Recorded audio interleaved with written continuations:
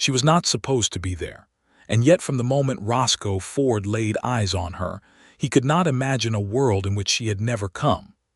The year was 1874, deep in the Colorado Territory, where the Rockies shouldered up against the sky like old men who had long since stopped apologizing for taking up space. The land out there was not forgiving. It did not soften itself for travelers. It did not gentle its winds, and it certainly did not warm itself at the request of a woman who had arrived with nothing but the thin wool dress on her back and a leather satchel worn to almost nothing at its handles. It was the kind of country that swallowed people whole and left their names as warnings for those who came after. And on that particular September morning in 1874, when the frost had already started laying its white fingers across the browning grass, Maria Hawthorne had somehow survived the night against a fence post on the eastern boundary of Roscoe Ford's land. Roscoe discovered her on his morning rounds, just as the sun was cracking itself open against the horizon and spilling orange and pink light across the valley floor. He had been awake since 4 in the morning, as was his custom, tending to the 2 horses in his barn and splitting enough wood to last the day. And now, he was walking the fence line the way he did every morning, checking for damage from elk or the occasional black bear that still wandered down from the high country when it felt bold enough. He was a large man, Roscoe Ford, broad through the shoulders and standing well over 6 feet tall, with a dark beard that had been growing unchecked for the better part of 3 years and hands that looked like they had been carved from the same pine he split every morning. He was 32 years old, lived alone, and preferred it that way, or so he had been telling himself since his nearest neighbor had asked him about it at the trading post in Creede 2 summers back. He almost stepped on her. She was curled against the base of the far eastern post, the one that marked the corner where his property line met the old wagon road that ran south toward town. She had her knees drawn up to her chest and her arms folded tight around them, and her dark hair had come loose from whatever pins had been holding it and now spread across her cheek, and the dry grass around her like spilled ink. Her dress was pale blue, or had been once, but it was now stained with road dust and something dark at the hem that looked like dried mud. Her boots were worn through at the left sole, and the leather lacing on the right one had broken and been retied with what appeared to be a piece of twine. She was breathing. He confirmed that first, watching her shoulders rise and fall with shallow, slow breaths, and the relief that moved through him at that observation was larger than he expected, larger than made any sense for a man looking at a complete stranger. He stood there for a moment, his own breath clouding in the cold air, trying to work out what had happened. The wagon road behind her showed no sign of a wagon, no wheel ruts fresher than yesterday afternoon's freeze. No horse stood tethered nearby. No other person was in sight in any direction. She had come here on foot then, and she had sat down against his fence post and fallen asleep either from exhaustion or from cold or from some combination of the two that had simply overtaken her. Roscoe turned without a sound and walked back to his cabin at a pace that was faster than his usual deliberate stride. He went inside and pulled the heavy wool blanket from the foot of his own bed, the good one, the one his mother had sent from Missouri 6 years ago when he had first come out to the territory. He folded it over his arm and walked back to the fence post, and he was careful about his footsteps now, careful to keep from snapping a branch or disturbing the frost-crisp grass, because something in him did not want to startle her. He could not have explained why that mattered to him in that moment. It simply did. He crouched beside her and draped the blanket across her shoulders, pulling it forward so it covered her arms and the front of her body, tucking it gently at the side so the morning wind would not take it. She stirred very slightly, a small sound escaping her lips, and he went still as stone. But she did not wake. Her breathing deepened after a moment, the way a person breathes when warmth has reached them, and they have surrendered more completely to sleep.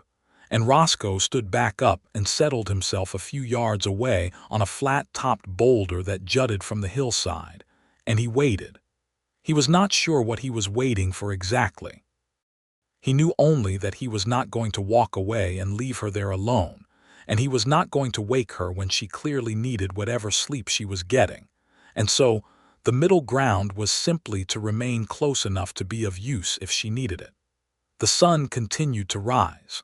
A pair of mule deer crossed the lower pasture without paying him any mind. A hawk made long, slow circles above the tree line to the north. And Roscoe Ford sat on his rock and drank the coffee he had thought to bring in a tin cup, and watched the frost melt off the grass in the growing light, and kept his eyes moving between the horizon and the sleeping woman against his fence post. She woke all at once, the way people do when they have been sleeping in a dangerous place, and some buried instinct finally breaks through. She sat up sharply, her head coming around, and for a moment her dark eyes were wide and uncomprehending, reading the landscape around her with the rapid, desperate scanning of someone who does not know where they are. The blanket slid from one shoulder and she grabbed it without thinking, pulling it back, and then she saw him. Roscoe had not moved. He was sitting on the rock with his coffee cup balanced on his knee and his hands open and visible, because he had anticipated something like this, and he wanted to be very clear from the first instant that he was not a threat. They looked at each other across the frosted grass. She was younger than he had thought from a distance, maybe 23 or 24, with a face that was fine-boned and serious, and currently doing a complicated and visible calculation about him. Her eyes were very dark, nearly black, and set under straight brows that were drawn together now in an expression that was not quite fear but was close to it. "Good morning," Roscoe said. He kept his voice low and even the same tone he used with skittish horses. She did not answer immediately. She looked at the blanket on her shoulders, then at him, then at the blanket again. "You put this here," she said. It was not a question. "You were cold," he said. Something shifted in her expression, some of the tension going out of it, replaced by something that might have been confusion or might have been the early stages of being moved. "I did not hear you," she said. "I tried to be quiet," he said.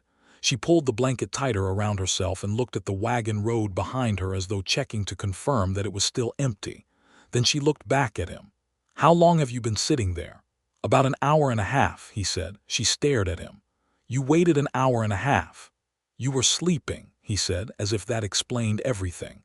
And maybe it did, because she seemed to accept it, turning it over in her mind before she nodded very slightly. "My name is Maria," she said. "Maria Hawthorne." "Roscoe Ford," he said.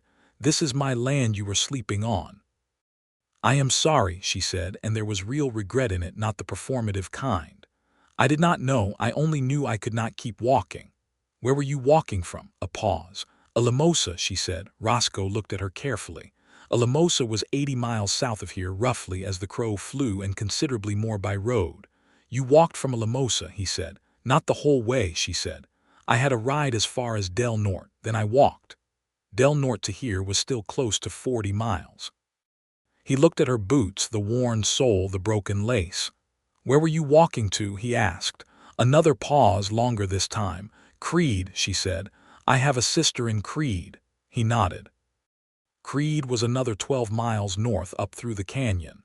"You were going the right direction," he said. "You just stopped short." "I know," she said quietly. "My legs gave out." He stood up from the rock and she tensed slightly, but only slightly, and he appreciated that she did not bolt, because he understood what it meant to be alone in this country as a woman and to be found by a stranger, and to have to make instant judgments about whether that stranger was safe. He made a point of moving slowly, of keeping his hands visible, of not coming toward her but instead gesturing back toward the slope behind him. "My cabin is a quarter-mile up the hill," he said. "I have coffee on the stove and biscuits from yesterday that are still good. You should eat before you try to walk 12 more miles." She looked at him for a long moment. The sun was fully up now and it caught her face, and he could see how tired she was, the kind of tired that had settled into the bones and would not leave with one night's sleep against a fence post. "I am not a man who makes a habit of inviting strangers into my home," he said, because he felt she deserved honesty. "But you are clearly in need of a meal and a rest, and I have both to offer. There is no obligation attached to it." Something in his plainness seemed to decide her. She folded the blanket carefully and stood up from the ground, and he noticed that she did it slowly, with the stiffness of someone whose body had been protesting the sleeping arrangements for some time. She held the folded blanket out to him. "Keep it," he said. "The morning is still cold." She wrapped it back around herself and met his eyes, and for the first time something that was almost a smile crossed her face. It was small and careful and fleeting, but it was there. "Thank you, Roscoe Ford," she said. "Don't thank me yet," he said. "The biscuits are pretty hard." She almost smiled again. They walked up the hill to his cabin. Roscoe Ford's cabin was not a grand structure. He had built it himself 5 years ago when he had first staked his claim out here in the mountain valley, and he had built it to be functional rather than beautiful. It was one main room with a sleeping loft above, logs chinked tight with clay and horsehair, a stone fireplace that took up most of the south wall, and a single window facing east that let in the morning light in a way he had never regretted. There was a small lean-to kitchen at the back where he kept the stove and his food stores, and outside there was the barn, a root cellar dug into the hillside, and a spring house over the cold creek that came down from the high meadow above. Maria Hawthorne stepped inside and looked around with the careful eyes of someone cataloging rather than judging, and Roscoe thought that was a good sign. He had known people who came through and looked at the rough furnishings with poorly concealed contempt, and he had always found that told you more about the person doing the looking than about the thing being looked at. He poked the fire back to life, and put the coffee pot on and brought out the biscuits from where they were wrapped in cloth on the shelf. He cut some salt pork from the slab hanging in the lean-to and put it in the iron pan. While it cooked, he could hear Maria moving around the main room in a way that was not intrusive, just present, and he found to his mild surprise that it did not bother him. She had set the blanket over the back of his chair by the fire and was standing near the window when he came back in. "You have a nice view," she said. "I chose the spot for it," he said. "You built this yourself. Every log." She turned from the window. In the full light of the cabin, she looked different than she had outside, or rather, he could see more of her. The exhaustion was still there, written in the shadows under her eyes, but there was something else too, something alert and attentive in the way she looked at things, the way she looked at him. She was not a woman who switched off when she was tired, he thought. She was still paying attention to everything. "What brought you to a Lamosa?" he asked, setting a plate in front of the chair at the table. She sat down and picked up the biscuit and bit into it without ceremony, and he noted that she chewed it without complaint despite its hardness, and that too told him something. "My husband," she said. The word landed in the room with unexpected weight. Roscoe kept his expression neutral and turned back to the stove to pour the coffee. "He passed away," she said, 4 months ago. He went out for supplies and his horse came back without him. They found him 2 days later, his heart, the doctor said." Roscoe turned and put the coffee cup in front of her. "I am sorry," he said. "We had been married 3 years, she said. "He was a good man, not exciting or particularly happy, but good. He worked hard and he never raised his hand to me and he never said a mean word that I can remember." She paused. "When he died, his brother came and took the farm. Said it was always the family land and I had no claim to it. He was not wrong by the law. He just did it very quickly is all." "So you had nothing left in a Lamosa," Roscoe said. "Nothing but a rented room I could no longer afford," she said.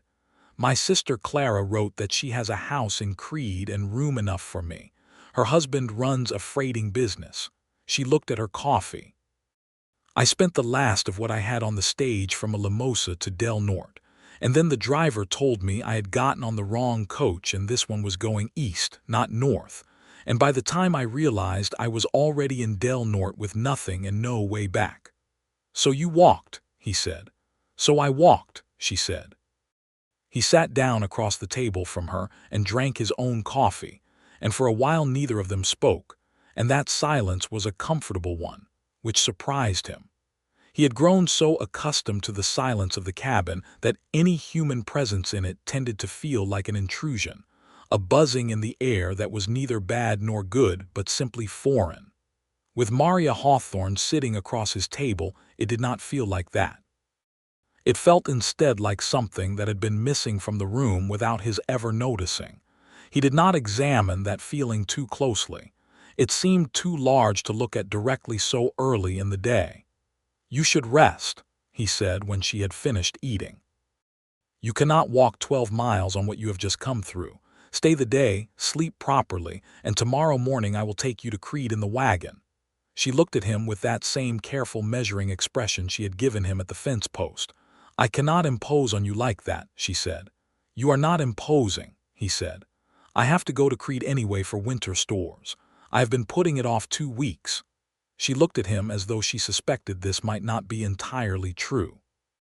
It was not entirely true, but it was not entirely false either, and the stores genuinely did need to be laid in before the first hard snow, so he felt the statement was defensible.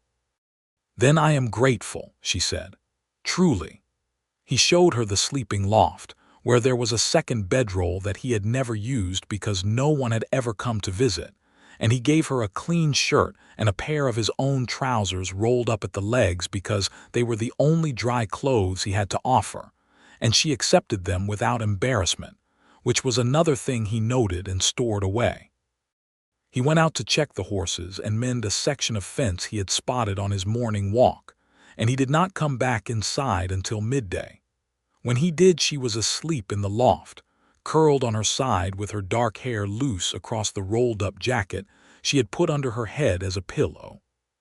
She had folded the wool blanket and laid it neatly at the foot of the bedroll before pulling the existing one over herself, and for some reason that small act of care, that folding and setting aside of a blanket that was not even hers, did something to his chest that he was not prepared for. He made himself lunch quietly and went back outside. That afternoon he worked his regular jobs. He cut 2 more cords of wood. He patched the fence section. He checked on his small herd of cattle, 8 head that he kept in the lower pasture, and counted them and found them all present and well. He cleaned his rifle, not because it needed cleaning, but because his hands needed something to do while his mind worked through the morning's events. He was a man who had lived alone for 5 years, who had chosen this land specifically because it was far enough from town that neighbors were not a daily occurrence, who had organized his life around solitude because he found solitude honest. It asked nothing of you. It did not disappoint. But he was also a man who, if he was going to be truthful with himself, which he generally tried to be, had spent those 5 years increasingly aware that the silence in the cabin at night was not always companionable. Sometimes it was just empty. When the sun began its descent behind the western peaks, he went back inside and found Maria already up and moving around the lean-to kitchen. She had found flour and dried beans and the smoked venison hanging near the stove, and she was making something that smelled considerably better than anything he had produced in that kitchen in recent memory. "You did not have to do that," he said. "I needed to do something," she said, not turning around. "I cannot sit still for long. It is a failing of mine." "Plenty of people would call that a virtue," he said. She did turn around then, a wooden spoon in her hand, and she looked at him with that direct, dark gaze that he was already beginning to recognize as her particular way of assessing the world. "Are you one of those people?" she asked. "I am becoming one," he said, and was immediately surprised at himself for saying it. But she smiled this time, a real one, wider than the ones before, and it changed her face entirely. It made her younger and warmer and somehow more present, and Roscoe Ford stood in his own doorway and felt, for the first time in 5 years, that his cabin was slightly too small. They ate together at the table, and this time the silence between them was different, warmer and more deliberate, the kind of silence that happens when 2 people are thinking thoughts they have not yet decided whether to share. The stew she had made from the venison and dried beans was remarkable, seasoned with the dried herbs he kept in jars on the shelf that he mostly used for medicinal purposes. "You are a good cook," he said. "My mother taught me," she said. She said a woman in this country had to know how to make something from nothing or she would not survive. She was right, he said. She was usually right, Maria said quietly. She died when I was 17, fever. I am sorry, he said. Your mother, she asked. Missouri, he said. Alive and well and still writing letters asking when I am coming home. Maria looked at him with a small smile. And when are you? Never, he said simply. This is my home. She nodded slowly as though she understood that. He thought maybe she did. She looked out the window at the dark mountains rising against the purple sky. It is beautiful country, she said. Dangerous country, he said. Beautiful and dangerous. Most worthwhile things are, she said. He looked at her across the table. She was not looking at him, still looking at the window and the mountains beyond it, and he was glad of that because it meant she did not see the expression on his face, which he suspected was revealing things he had not yet made up his mind to reveal. They washed the dishes together in the basin by the stove, and they talked. He told her about the valley, about the winter that came early up here and the spring that came late, about the elk herd that crossed his land every October on their way down to lower ground, about the time a mountain lion had gotten into his root cellar, and he had spent the better part of a night trying to coax it out without anyone getting hurt. She laughed at that one, a genuine laugh that bounced off the log walls, and he decided then and there that he wanted to hear that laugh as many more times as possible in whatever time they had. She told him about a Lamosa, about the farm she and her late husband Thomas had worked, about the way the San Luis Valley stretched flat and wide and golden in the late summer when the grains came in. She told him about her sister Clara and Clara's husband Gerald, about the letters she had been saving up for 3 months before she had finally written back to say she was coming. She told him these things in a way that was factual and honest without being either tragic or performatively cheerful, and he appreciated the honesty of it the way he appreciated the honesty of good country, which never pretended to be something it was not. They sat by the fire afterward. He had added logs, and the flames had settled into the steady golden burning of a good fire, and outside the September night had turned cold enough that the window glass was already fogging at its edges. Somewhere distant a coyote sang one long note and then was silent. "Thank you, Roscoe," she said. "I do not know what would have happened if you had not found me this morning." "You would have woken up cold and sore and walked to Creed," he said. "With no breakfast and no blanket," she said. "The blanket would have stayed," he said. "I was not going to take it back." She looked at him and there was something in her eyes that was warm and wondering and a little sad all at once. "You are a very unusual man," she said. "I have been told that," he said, "not always as a compliment." "I mean it as one," she said. The fire popped. The coyote sang again, closer this time. "I should sleep," she said, but she did not move right away. "You should," he agreed, and did not suggest anything to the contrary. She stood and said good night and climbed the ladder to the loft, and Roscoe sat by the fire a long time after the sounds from above had gone quiet, listening to the wind move around the corners of the cabin he had built with his own hands, thinking about the way a single morning could tilt a life in a direction you had not been expecting. The next morning he was up before 4 again, and had the coffee going and the horses harnessed to the wagon by the time he heard her moving around in the loft above.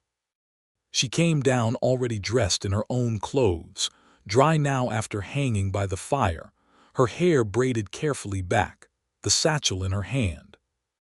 The morning was clear and cold, the first heavy frost of the season turning the grass silver and the air sharp enough to sting. He loaded the wagon bed with the supply list he had written the night before, real enough in its necessity to satisfy his own conscience, and they set out north just as the sun cleared the eastern ridge and turned the valley gold. The wagon road through the canyon was rough and narrow, and the horses picked their way carefully along the shelf of rock where the creek ran white and loud below. Maria sat beside him on the wagon seat with the wool blanket over her lap and a second cup of coffee in her hands that she had insisted on bringing in the same tin cup he had drunk from on the rock the morning before, And they talked about the mountains around them.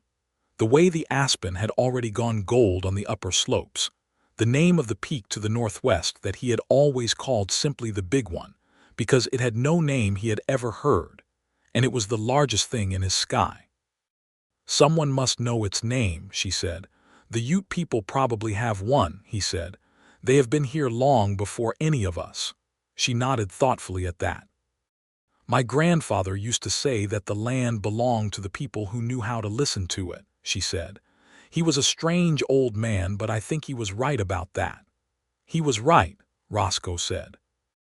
They descended out of the canyon, and the valley below opened up, wider here, with Creed visible in the distance, the rooftops and the chimney smoke of a genuine town of perhaps 300 people, with a main street and a livery, and a general store and a hotel and 3 saloons, and the occasional bout of minor violence that came with a mining town still finding its shape. Creed was young, as towns in the territory went, built on the silver strikes that had come in 6 years back, and still humming with the energy of a place that had not yet decided what it was going to become. Roscoe could feel Maria straighten beside him as the town came into view, could feel the anticipatory tension in her that was both excitement and anxiety, and he thought he understood it. Coming toward the place that was supposed to save you was always complicated, because it required you to believe that it actually would. They found Clara's house without much difficulty, a modest but solid-looking place on the east side of town, with a kitchen garden that had gone to its autumn brown, and a front porch with 2 rocking chairs that suggested someone had time to sit and think occasionally. A woman came out of the front door before the wagon had fully stopped, a woman who shared Maria's dark eyes and her direct way of looking at things, but who was broader through the shoulders and quicker in her movements, and who reached up and took Maria's hands before Maria had even climbed down. "Maria," Clara said, and there was a world of relief in that one word. "Clara," Maria said, and climbed down and let herself be folded into her sister's arms, and Roscoe sat on the wagon seat and looked at the mountains north of town and gave them a moment. When he stepped down, Clara turned to him with the shrewd, evaluating look of a woman who intended to know exactly what she was looking at.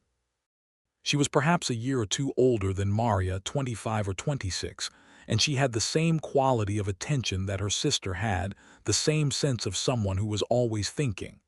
"You are the man who found her," Clara said. "Roscoe Ford," he said. "I have a spread up the valley about 12 miles south." "She was sleeping against your fence post," Clara said. She had clearly already heard the story. "That is correct," he said. Clara looked at him for another moment, and then something in her expression settled, some judgment made and filed away. "Come inside, Roscoe Ford," she said. "We have coffee and I baked bread this morning." He stayed for 2 hours. Clara's husband Gerald turned up from the freighting yard at mid-morning, a broad and amiable man with hands like ham and a laugh that filled whatever room he was in, and the 4 of them sat at Clara's kitchen table and talked, and Roscoe noticed that every time he and Maria spoke to each other across the table, Clara watched them with an expression that was entirely too knowing for someone who had only known him for an hour. When he stood to leave and go about his business in town, Maria walked with him to the wagon. The main street was beginning to fill with the morning traffic of horses and wagons and men heading to the mines or the stores, and the particular noisy, muddy life of Creed was going on all around them. "Thank you," she said again, "for everything. I am glad you are safely here," he said. She looked at him and then at the wagon and then at him again in a way that suggested she was trying to say something and had not yet found the right form for it. "Will you come back to town?" she asked. "For your stores, I mean. Will you be coming back into town again soon?" "Before winter sets in hard, certainly," he said. "Probably 3 or 4 more trips before November," she nodded. "Then I will see you again," she said. It was not quite a statement and not quite a question and not quite a request, but it was all 3 of those things at once. "You will see me again," he confirmed. He drove to the general store and loaded his wagon with salt and flour and coffee, and dried goods, and the other winter necessities that he had genuinely needed.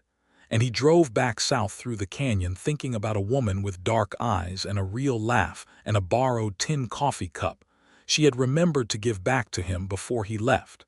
He thought about her for most of the next 2 weeks. It was not a thing he chose, the thinking. It simply happened the way weather happens, without consulting anyone's preferences. He would be splitting wood and find himself wondering what she was doing in Clara's house, whether she had found her footing, whether the sisters' marriage was as solid as it appeared. He would be checking his cattle in the long blue evenings and think about the way she had said "you will see me again," not with the casual indifference of someone making small talk, but with the quiet deliberateness of someone who meant it. He went back to Creed 3 weeks after he had dropped her off. He had a good and practical reason, a broken buckle on one of the horse harnesses that needed replacing at the hardware store, and he did not let himself think too hard about whether he might have found a way to repair it himself. He found Maria at the general store. She was behind the counter. He stood in the doorway for a moment longer than was strictly necessary, taking in this new information. She was wearing a brown work dress and a white apron, and she was talking to a woman customer with the easy confidence of someone who had been doing this for a while, though it had only been 3 weeks, and the woman customer was laughing at something Maria had said. When Maria looked up and saw Roscoe in the doorway, her face did the thing it had done that first morning, the careful and rapid assessment, but this time it moved quickly to something warmer. "Roscoe Ford," she said. "Maria Hawthorne," he said. "You found work." "3 days after I arrived," she said. "Mr. Abbott needed help through the winter and Clara knew him. I am saving for my own room at the boarding house." She said this with a straightness that told him she valued the independence of it. "That is good," he said, and meant it. He bought what he needed and some things he did not and spent 20 minutes talking to her over the counter about the town and the coming winter, and a piece of news she had heard from a freighter who had come through from Pueblo that the railroad might be extended south next year, which might change everything about how supplies came in and how people moved through the territory. "Would you walk with me?" he asked before he left. "If you have a few minutes free." She looked at the older man who came out from the back room when she called, "Mr. Abbott himself," a spare gray man of 60 who assessed Roscoe with the frank appraisal of someone who takes his duty of care for his employees seriously. Roscoe met his eyes steadily, and Mr. Abbott apparently found what he was looking for because he waved his hand and told Maria to take half an hour. They walked down the main street together and then off it, down toward the creek that ran along the south side of town, where the noise of Creed fell behind them and the sound of the water filled in. The aspens along the creek bank had lost most of their leaves now, and the gold was on the ground, deep and layered, softening every step.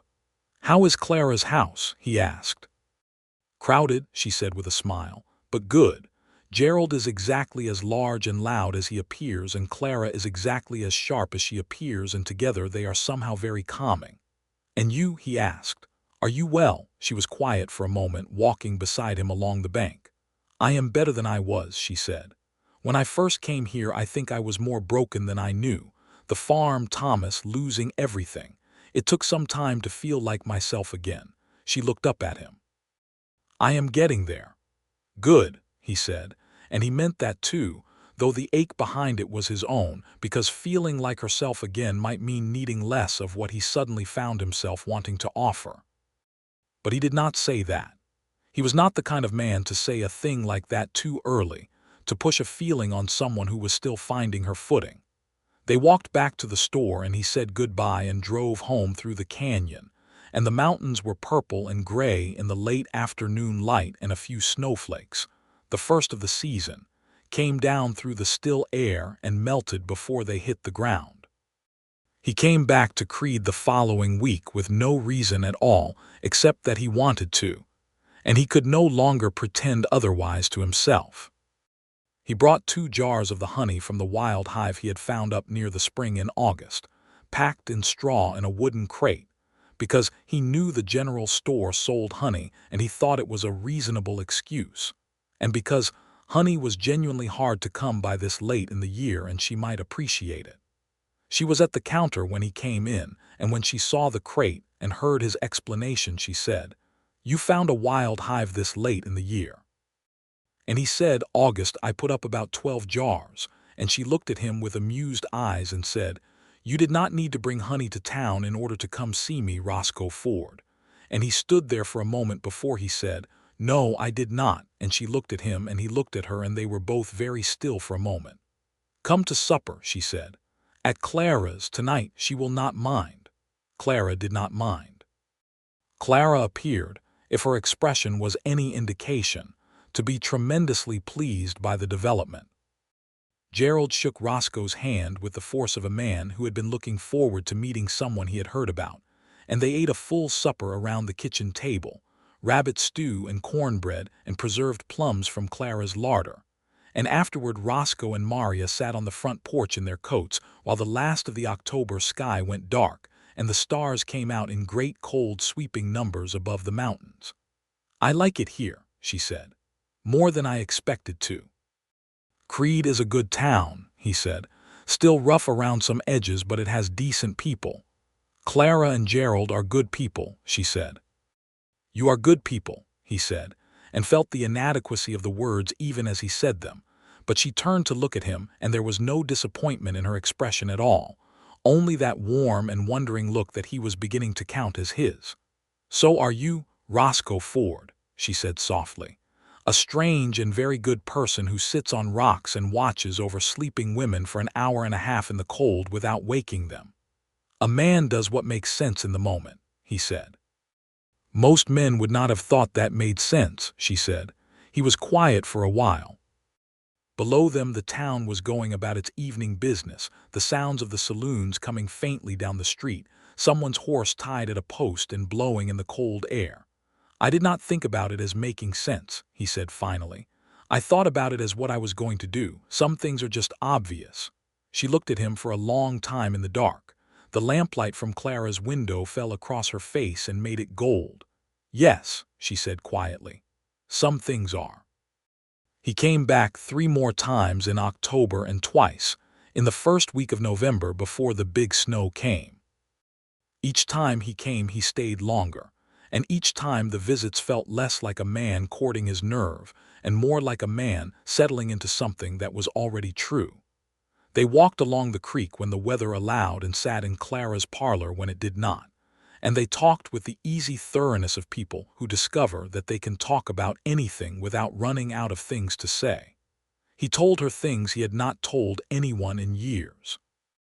About his father, who had been a hard and disappointed man, and had made the house in Missouri feel smaller than it was.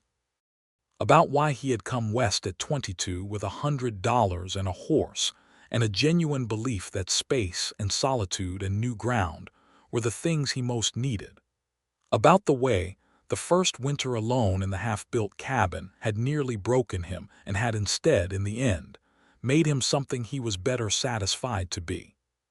She told him about her marriage to Thomas Hawthorne, not with grief, but with the clear-eyed honesty of a woman who had cared for someone and lost them, and was still trying to understand what she had had.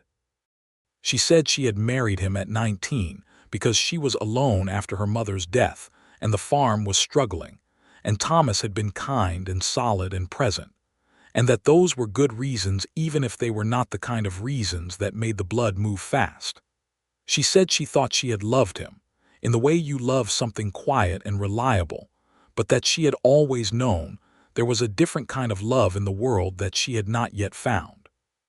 She said this last part very quietly, looking at her hands in her lap, and Roscoe sat across from her in Clara's parlor and felt the conversation sitting between them like a door that had swung open. "Maria," he said. She looked up. "I'm going to say something plain," he said, "because I think you deserve plain dealing." "I think I do too," she said. "I have been coming back to this town because of you," he said. "Not for honey and not for harness buckles and not for winter stores, though those things are genuinely needed. Because of you. I find that I think about you a great deal when I am not here, and when I am here I do not want to leave." She held his gaze and did not look away. I am not a man who has a great deal to offer in the way of elegance or sophistication, he said. I have a cabin in the mountains and some cattle and land that I built myself, and I intend to be there the rest of my life. But it is good land and it is a good life, and I think it could be a good life for two people if both of those people wanted it.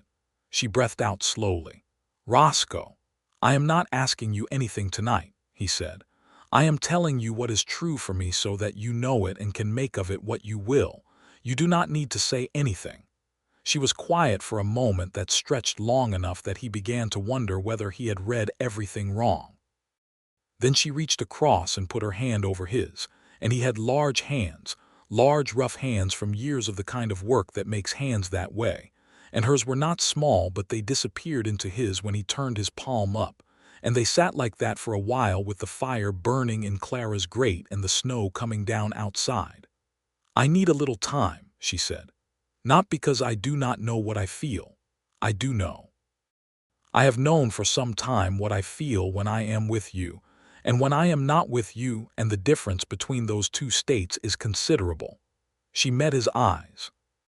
I need time because the last time I made a decision about my future it was made partly from necessity, and I want this one to be made from nothing but what it is. Do you understand? I understand perfectly, he said. You are a patient man, she said.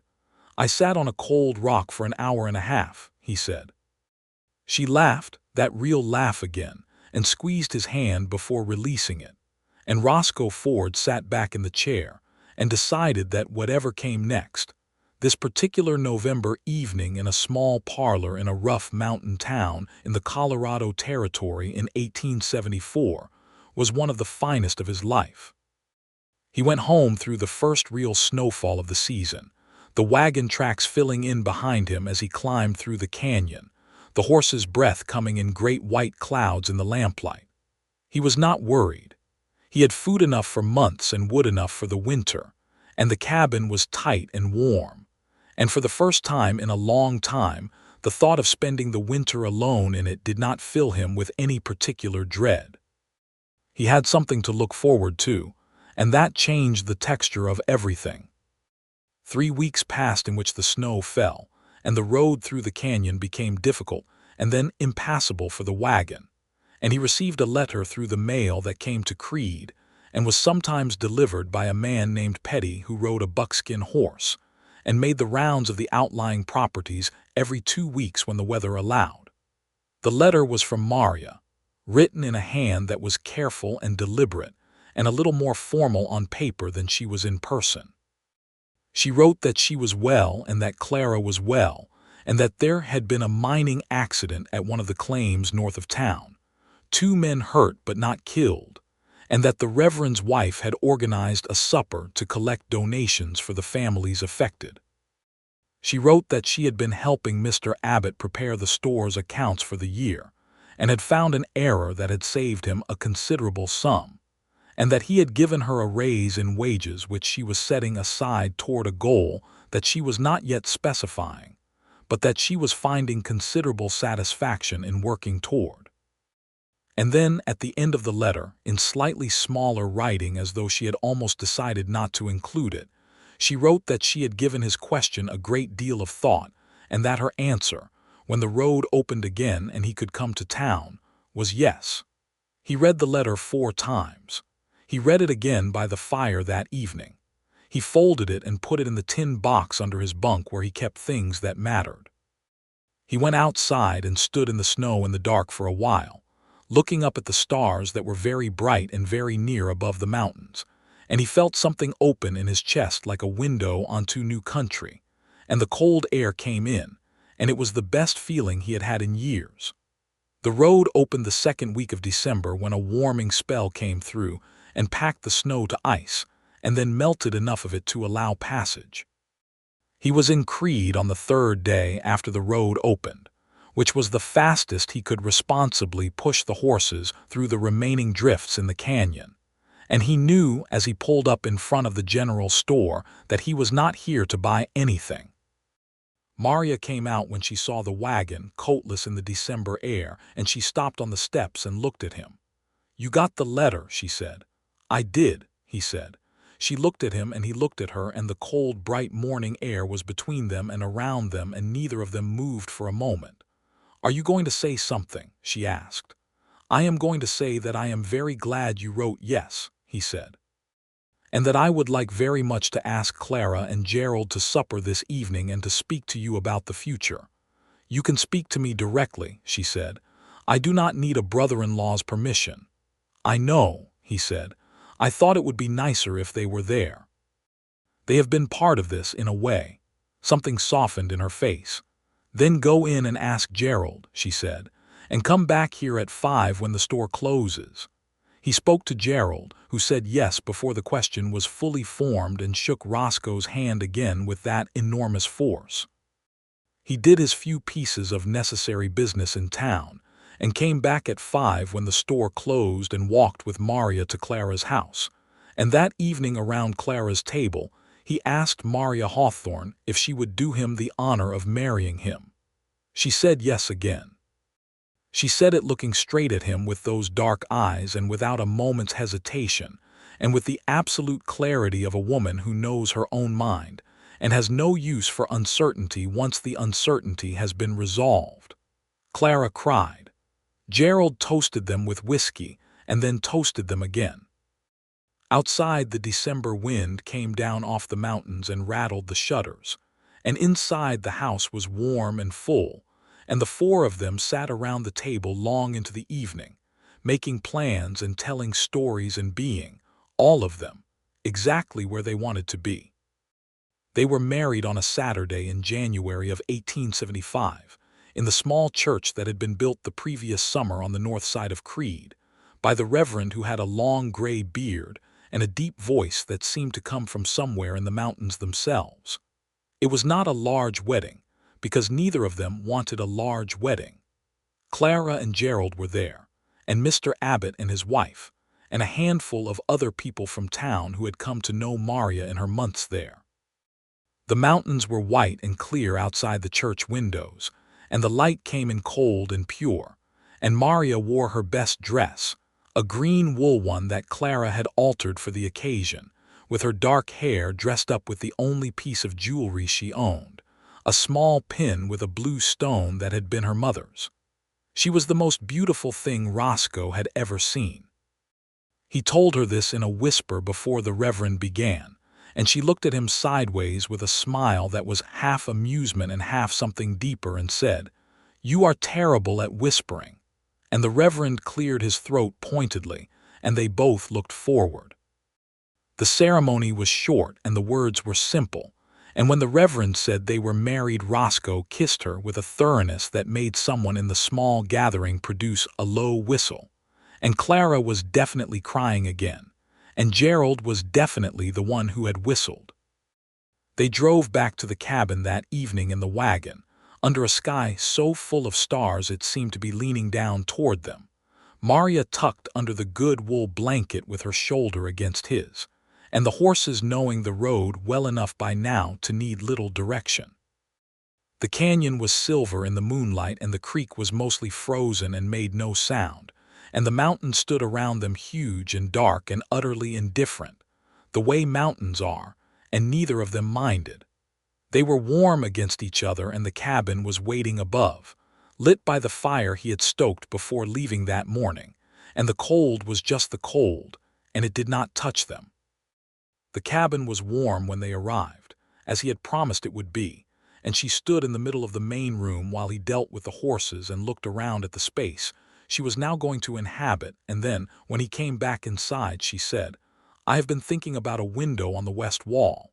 And he looked where she was pointing and thought about it for a moment and said, "The evening light would be good from there." And she said, "Yes." And that was the beginning of them making the cabin theirs together. The first year of their marriage was the year that Roscoe Ford fully understood what it meant to be known by someone, not observed, not tolerated, known. Maria knew when he needed silence and did not fill it. She knew when he was working through a problem in his head and left him to work through it, and came back later with coffee and asked a question that cut directly to the heart of the thing and usually solved it. She knew which of his habits were fixed and which were merely default, and she did not try to change the fixed ones, and often improved on the defaults without his noticing, until the improvement was already complete. He learned her too. He learned that she was fiercest in the mornings, most open in the evenings, that she thought through her feelings by speaking them aloud and needed someone to listen without jumping ahead of her. He learned that she was braver than she appeared, that she would walk directly at a thing that frightened her, because she had discovered that fear was worse when you were moving away from it than toward it. He learned the exact quality of her silences, which were different from each other the way weather is different depending on what is coming. She put in a kitchen garden in the spring, larger than the one he had before, and put up more jars of preserved food than he had ever thought to put up, and the root cellar that autumn was so full it was nearly beyond capacity.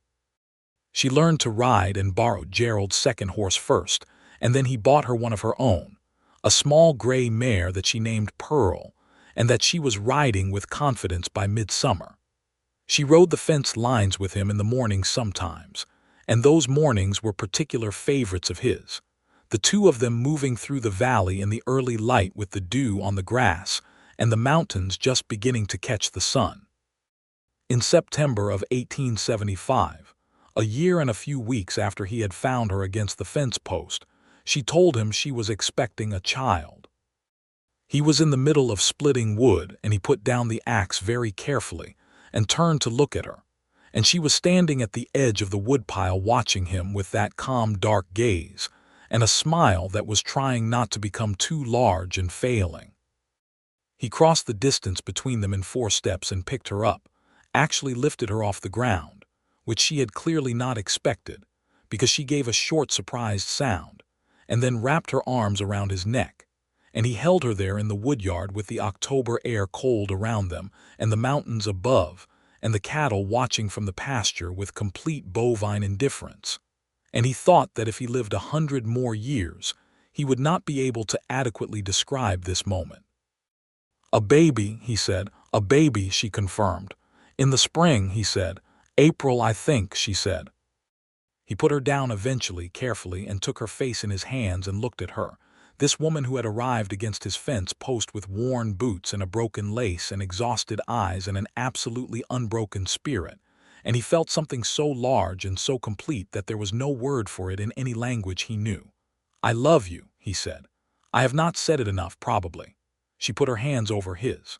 "You say it constantly," she said, "just not always with words." The winter was long but not brutal by the standards of the high country, and they spent it close and warm in the expanded cabin, because he had put in the west window she had wanted and added a second room off the back, properly finished with real plank walls and a floor, because a baby needed more than a loft. He built a cradle from pine, and she sewed the linens for it, and they argued pleasantly about names for weeks. Clara came in February to help prepare for the birth and stayed until March, and Gerald came up on weekends when the road allowed, and the cabin that had once been a man's deliberate solitude was now full of voices and cooking smells and the particular warmth of people who belonged to each other. The baby came in April as predicted, on a Tuesday morning when the first wildflowers were just breaking through the snow along the creek. A boy with dark hair like his mother and his father's large hands from the very first moment, which made everyone laugh and Maria lean back against her pillow and say, "He had better grow into those." They named him Samuel, after no one in particular, just a name they had both come back to after trying and discarding dozens of others. Samuel Thomas Ford, the Thomas for Maria's first husband, because she said Thomas Hawthorne had been a good man who had tried his best and deserved to be remembered kindly, and Roscoe had agreed immediately. Samuel was a good baby who became a very loud and energetic small boy within a period of time that seemed impossible in its speed. By the time he was walking, he was also apparently attempting to run, and by the time he was talking, he was asking questions about everything within his range of vision, which turned out to be a very wide range. Maria flourished in the mountain valley. That was the word that came to Roscoe when he watched her in those years, flourished. the way a plant flourishes when it has finally found the right soil and light. She was more herself here than she had been even in those first months in Creed, more settled and more expansive at the same time, the way a river is most itself when it is running full and free through the country it was made for. She was also, 2 years after Samuel's birth, expecting again, and this time she told him in the evening by the fire instead of by the woodpile, with Samuel asleep in the new room and the June night warm enough that the door was open to the sound of the creek, and the owl that had taken up residence in the big pine near the barn. "Again," she said, and she was smiling. "Again," he said, and he was not surprised to find that the feeling was as large as the first time. Maybe larger, because he knew now what it meant. This one took longer than April, arriving in July, a girl this time who came into the world with an expression of extreme displeasure that softened into serenity within the first hour and more or less remained there. They named her Rose, and she had Maria's dark eyes and Roscoe's stubbornness, which Maria pointed out on an almost weekly basis. Life in the valley settled into its shape. Not a static shape, but a living one, the way a tree has a shape that is also always growing. The herd of cattle expanded to 20 head and then to 30. The cabin became a proper house, the additions going on one by one over the years as they needed them, and as Roscoe had time to build. The kitchen garden became a full vegetable garden, and then also an orchard. The apple trees Clara had helped Maria plant in the spring of 1876, bearing their first real fruit in 1879. And that first October harvest was a celebration in itself. Maria and Clara and the children picking apples while Gerald and Roscoe built a new fence section, and the valley turned gold around them. The injustices of the territory were not invisible from their vantage point. In 1876, Congress formally admitted Colorado as a state, and with statehood came the acceleration of everything that had been promised and everything that had been threatened. The Ute people, who had lived in these mountains since before anyone else had a concept of the place, were increasingly squeezed onto smaller reservations, the promises made and broken with the speed of men who had decided the land was worth more than the agreements. Roscoe had traded with Ute hunters occasionally over the years, and he knew them to be people of dignity and knowledge, and he had watched the territory's politics with a growing anger that he expressed mostly in letters to the state representatives that he was under no illusion would be read carefully. Maria shared his anger and was more vocal about it, arguing with men at the general store in Creed when they spoke of the Ute removal with satisfaction, and the particular passion she brought to those arguments was one of the things he loved most about her. She was not a woman who stayed quiet when something was wrong. She had never been that woman. He had known it from the first week he knew her, from the way she had told him about her late husband's brother taking the farm with a quiet fury behind the factual words, and it had only become more true in the years since. In the autumn of 1879, when Samuel was 4 and Rose was 2, a man arrived in the valley. His name was Harlan Beckwith, and he appeared at their front door on a Wednesday morning in October with the look of someone who had ridden hard and recently, his horse blown and his clothes trail dusty, with a piece of paper in his hand that he presented to Roscoe as though presenting a verdict. The paper was a claim, or so Harlan Beckwith said, to the eastern 40 acres of Roscoe's land, arguing that the original survey had been incorrect, and that the boundary had been miscalculated, and that the land that Roscoe had been using and improving and farming for 9 years had actually been on a larger parcel that had been registered earlier. Roscoe took the paper and read it carefully and then looked at Harlan Beckwith, who was a man of perhaps 45 with the deliberate ease of someone accustomed to being believed. "Where is your evidence of the earlier registration?" Roscoe asked. Harlan Beckwith named a land office in Denver and cited a registration date in 1864, which was before Roscoe had arrived, and presented a second document that appeared to confirm it. The documents looked official. They had stamps and signatures. Maria appeared from inside the house. She read both documents over Roscoe's shoulder without being invited and without asking permission, because that was her way and he had long since stopped finding it anything but completely right. "The signature on the lower document," she said. "The Land Office Commissioner. Who is that?"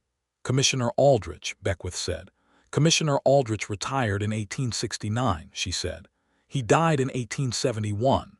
The document you are presenting is dated 1873. A silence. Beckwith's deliberate ease became something slightly less easy. "Furthermore," Maria said, "if you will look at the survey reference in the upper right corner of both documents, they cite different survey codes for the same parcel. A genuine pair of documents from the same office would reference the same code." Roscoe looked at the survey codes. She was right.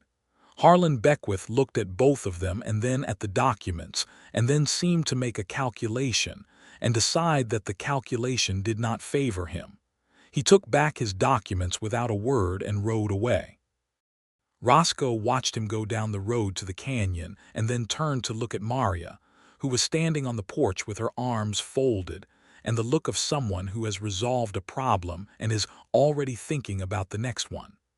"How did you know about Commissioner Aldrich?" he said. "Gerald told me that story 3 years ago," she said. "He had a similar situation with a freight route claim. He says the territory is full of men with forged documents and enough confidence to hope no one checks." "You have been carrying that information for 3 years," he said. "I carry all the useful information I come across," she said. "You never know when you will need it." He looked at her standing on the steps of the house he had built, in the valley that was both of theirs now in every way that mattered, and he thought that there was no version of any story in which he deserved her entirely, but that he was going to spend the rest of his life trying to be worthy of the distinction anyway. He went inside and wrote a letter to the county land office confirming his claim and describing the attempted fraud, and then he went out and split wood for the rest of the afternoon with a particular satisfaction. The years moved the way good years do, with enough hardship to keep things honest and enough joy to make it all worth the while. There was a hard winter in 1880 that killed 2 of the cattle and froze the creek solid for 3 months, and kept them all in the house so long that Samuel, by then 5 years old, began building elaborate structures out of anything he could find just to have something to do, and Rose, at 3, was his enthusiastic assistant and occasional saboteur. There was a summer of drought in 1881 that made the pasture thin and required Roscoe to drive the cattle up to the high meadow for the grass there, and Maria took Pearl the gray mare and rode up with him on the first day, and they picketed the horses near the high lake and sat in the alpine meadow with the world spread below them, and ate the lunch she had packed and watched the hawks riding the thermals above the canyon for the better part of an hour without either of them feeling the need to say anything at all. "I have been thinking," she said eventually. "You are always thinking," he said. "I have been thinking about the school," she said. Creed's population had grown enough that a proper school had been established, but children from the outlying properties had to ride in or board in town to attend, which was fine during the school year but complicated during harvest and calving. Some of the families in this valley, there are 7 or 8 of them now, could use a schoolroom closer, something seasonal for the winter months when travel is hard. "Who would teach?" he said. She looked at him. "You," he said. "I taught myself," she said. "My mother taught me. I have been teaching Samuel at home already, and he is ahead of where he would be in town. I have been reading the primers Clara sent, and I think I could do it properly." He looked at her for a long moment. The idea had the quality of the right ideas, the ones that seem obvious once they are said. "Where?" he said. "We have the space in the large room if we move the furniture," she said. "Or we could build something small." They built something small. By the following spring, when the valley families with school-aged children came to look at it, there were 8 students enrolled for the coming autumn. Maria taught reading and arithmetic and geography and history, and what she called practical knowledge, which was everything from how to read a weather sign to how to write a letter that would be taken seriously. She taught with the same directness and care that she brought to everything else in her life, and the children in that small room throve under it, and their parents said so at every opportunity. Roscoe would sometimes walk past the schoolroom window in the mornings and hear her voice inside, patient and precise, and occasionally genuinely amused by something a student had said. And he would feel the particular quality of pride that is not about reflected glory, but about witnessing someone doing the thing they were made to do. In the spring of 1883, when Samuel was 7 and Rose was 5, and the apple orchard was in full magnificent bloom for the 7th year, Maria told him there was to be a third child.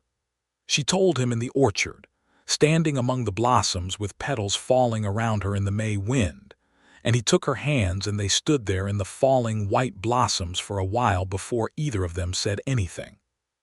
"I think this one is the last," she said, not sadly but with the practical honesty that was always her way.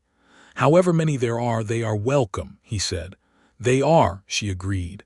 "I just think this one is the last." She was right. The third child arrived in November, a boy they named James, sturdy from the first day and loud in a way that was entirely his own and could not be explained by either of his parents. He was the one who looked most like Roscoe, broad-faced and dark-browed from nearly the beginning, though Maria maintained that he had her stubbornness, and Rose, who at 5 had opinions about everything, said he had nobody's patience, which was accurate. Samuel grew into a boy who loved the land with the same deep and specific love his father had always had for it. He was out with Roscoe from the time he could walk without falling over, learning the fence lines and the cattle, and the names of plants and the behavior of weather, absorbing the vocabulary of the valley, the way children absorb the vocabulary of their first language. By the time he was 8, he could read a coming storm 2 days out from the color of the light over the western peaks, and he was proud of this, and his father was proud of him. Rose was her mother's counterpart, sharp and direct and interested in everything, and Maria taught her the way she taught all her students, which was to say she treated her as capable of understanding anything if it was explained with sufficient clarity, and Rose throve under this treatment. She was also, as she grew older, a formidable rider, better than Samuel on horseback by the time she was 9, which Samuel accepted with the equanimity of someone who is secure enough in his own abilities not to need to be best at everything. James was James, entire unto himself, and required mostly to be directed away from things that would hurt him and toward things that would not, which was a larger task than it sounds. In the spring of 1885, 10 years after Roscoe Ford had found Maria Hawthorne sleeping against his fence post in the cold September dawn, Clara and Gerald came up from Creed for the Easter celebration. It had become a tradition, this gathering, and over the years it had expanded to include 2 other Valley families, and occasionally Mr. Abbott and his wife, and the Reverend from Creed who retired and came to live in the valley with his daughter's family.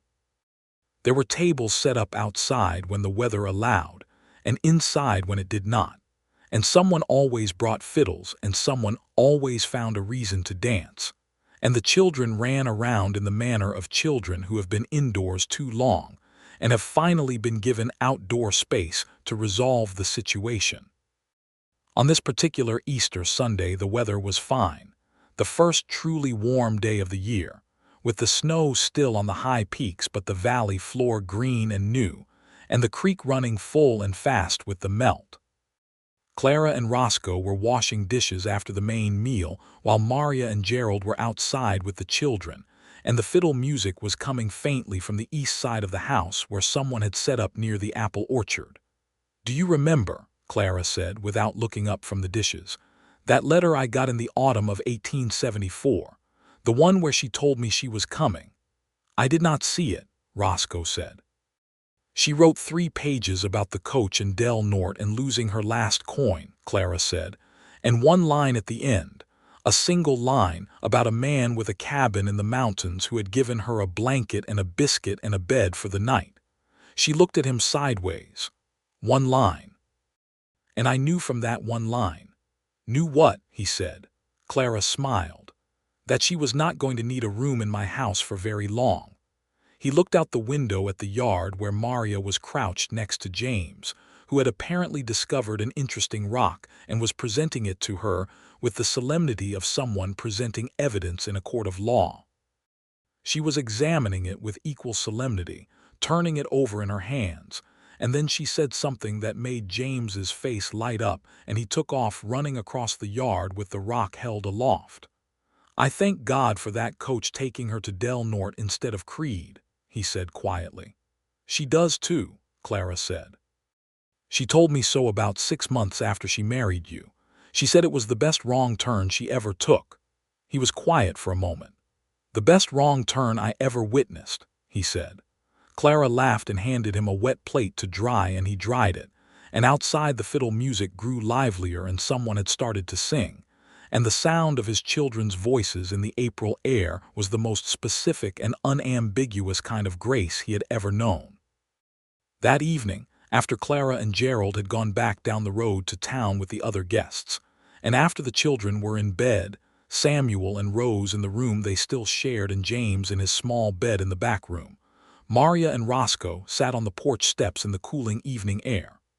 The stars were out again, that enormous canopy of them that never ceased to seem like a gift, and the valley was dark and quiet below them, the creek a sound at the edge of hearing. She leaned against his shoulder and he put his arm around her, and they sat that way, looking at the mountains they had looked at together for 10 years now. "Do you know what I was thinking about today?" she said. "Tell me," he said. "The fence post," she said. "That particular fence post at the east corner. I have walked past it probably 1,000 times since, and I never pass it without thinking about that morning." "I was thinking about it too," he said. "Clara mentioned the letter you wrote. What did she say?" "That she knew from one line that you would not be in Creed long." Maria lifted her head and looked at him. In the starlight her face was exactly as it had been that first morning. The same directness, the same assessment, the same intelligence, though there were lines around her eyes now from 10 years of mountain sun and mountain weather and a great deal of laughter. He thought she was more beautiful now than she had been then, not despite the years, but because of them, because he knew now what the face said and what it held. "She was right," Maria said, "though I did not know it yet that morning." "When did you know it?" he asked. "When you said some things are just obvious," she said. "I thought about that for days. I kept coming back to it. There was something so completely you in that, so entirely honest and certain without being arrogant."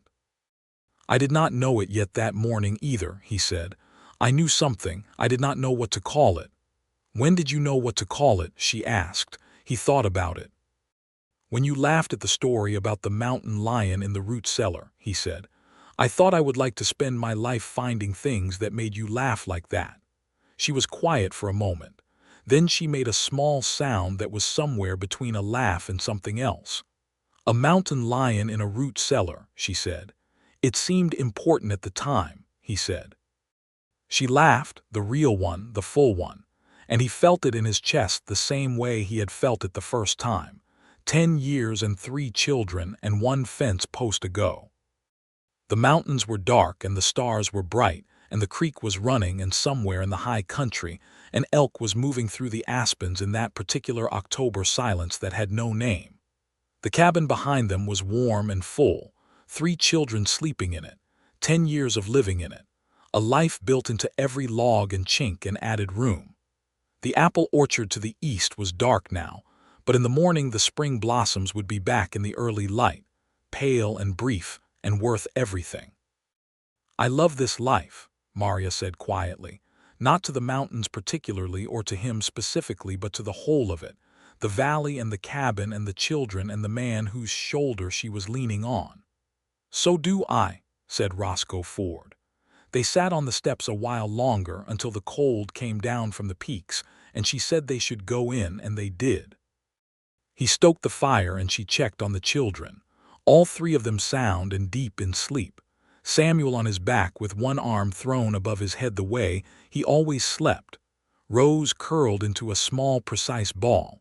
James sprawled across his mattress as though he had fallen there from a height and intended to stay.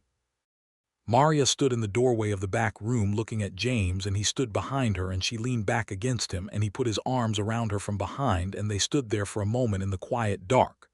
"That fence post," she said softly, so as not to wake James. "What about it?" he said. "I want to put something there," she said. "Some kind of marker, nothing large, just something." He thought about it. "A post that means something instead of just holding a fence," he said. "Exactly," she said. He thought about what he could make. What material, what form, something simple enough to be honest about what it was marking, which was not a tragedy or a triumph but simply a beginning. The place where one story had ended and another had started. The place where a woman had leaned her exhausted head against a piece of pine and closed her eyes, and a man had found her there, and made the only decision that made any sense to him, which was to stay. He built it in May, a carved post of cedar, set into the ground at the corner of his eastern fence where the old post still stood. He carved it plain, no ornament, just the year, 1874, and below that a line from something Maria had once told him her grandfather said, the old strange man who had known things about land, carved in letters he worked at for 2 evenings to make as clean as he could manage. The land belongs to those who listen to it. She found it on a Tuesday morning when she was riding Pearl along the fence line.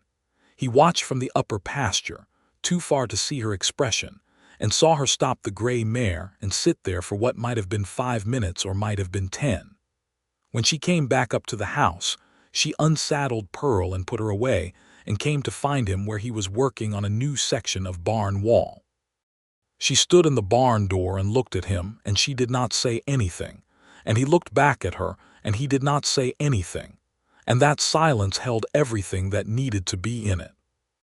Then she walked over and kissed him once, deliberate and thorough, and with the full attention of a woman who does nothing by half measures, and then she went back to the house to start the noon meal, and he stood in the barn in the mountain light, and thought that this, all of this, the carved post and the gray mare and the dark-haired woman going into the house, the valley and the children and the 10 years of waking up and being exactly where he was supposed to be, was the answer to the question he had not known.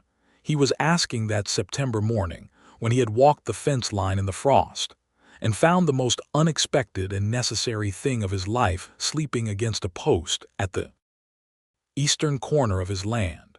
The summer that year was the finest in memory, long and warm with enough rain to keep the pasture green into September, and the cattle were fat and the garden was extravagant, and the apple orchard in July was such a deep and satisfying green that even the children, who were generally more interested in things you could throw or climb, occasionally stopped to look at it. James turned 2 in November of 1885, and celebrated by eating an entire biscuit by himself for the first time, and then requiring to be caught twice before he reached the creek, which had become a daily negotiation. Samuel turned 10 in the same month and asked for, and received, his own small rifle for hunting, which Roscoe spent several weekends teaching him to use with the patience and precision that he brought to all teaching. Rose turned 7 and asked for, and received her own copy of a geography book that a supply wagon had brought through from Denver, and she could already name more territories and their capitals than most adults of Roscoe's acquaintance. Clara came in the spring with news that she was expecting her first child after years of hoping, and the celebration of that news lasted most of the weekend visit. Gerald was so thoroughly delighted that he sang, which it turned out he did very badly, and this became one of the great family stories for the years to come. Life moved in its seasons. The school that Maria had started in the large room grew and moved to a proper building that 3 of the Valley families built together over a summer, and she taught in it through the winters for years, and the children of the Valley were better for it, and she was better for it too, and the whole Valley was better for it in the way that things are better when the person who is supposed to do a thing is doing it. Roscoe expanded the herd and contracted it again when prices dropped, and the following year expanded it again. He built new fence and replaced old fence, and one year put in a proper irrigation channel from the creek to the upper garden that took him 3 months to get right and gave him enormous satisfaction when it worked. He was offered a position on the county land board and accepted it because Maria told him he should, and because she was right, because it meant having some voice in the decisions about the valley and the land that he and the other families in it had built their lives on.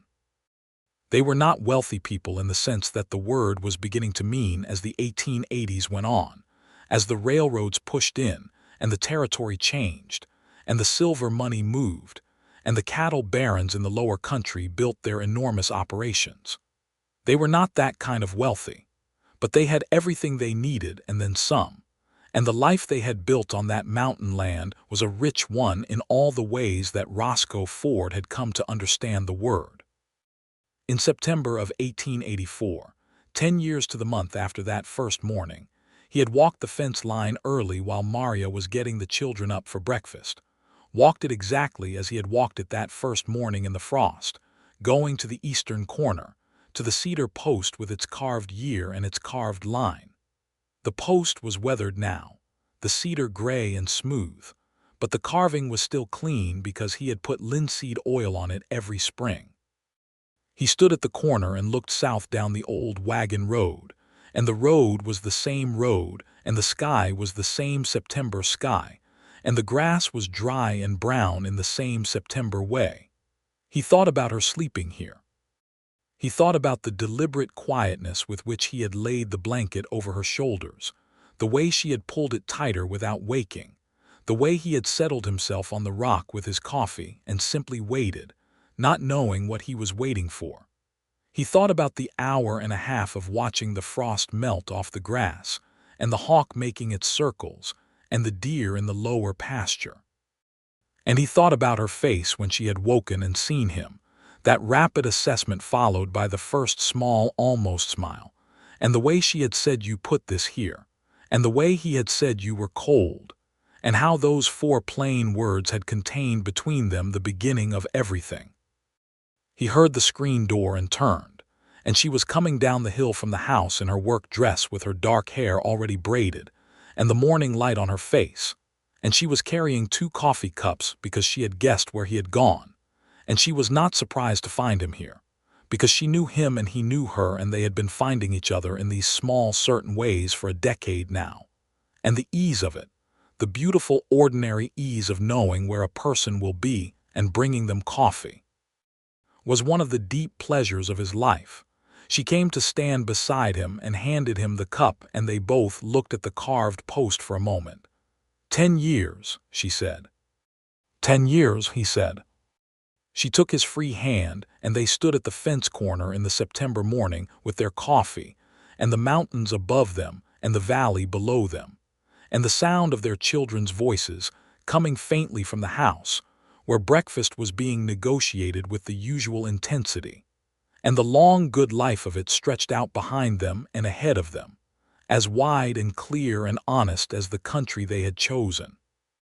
All of it accumulated from the single simple act of a man who had covered a sleeping stranger with a blanket and sat down nearby to wait, because it was the obvious thing to do, because some things are just obvious, because there are mornings that look like ordinary mornings, until they are not, and this was one, and that had been one, and between them and all the mornings like them was the whole of what a life can be when you pay enough attention to the world to see what it is offering you, and have the sense and the courage and the basic human decency to take it. The coyote sang somewhere up in the aspens, and Maria leaned her head against Roscoe's shoulder the same way she had leaned against his arm on the porch the night before, and he put his arm around her the same way, and they stayed that way until Samuel called from the door of the house that James had gotten into the flour again, and somebody needed to come, and Maria sighed with the particular fond exasperation of a mother whose youngest child is constitutionally immune to rules.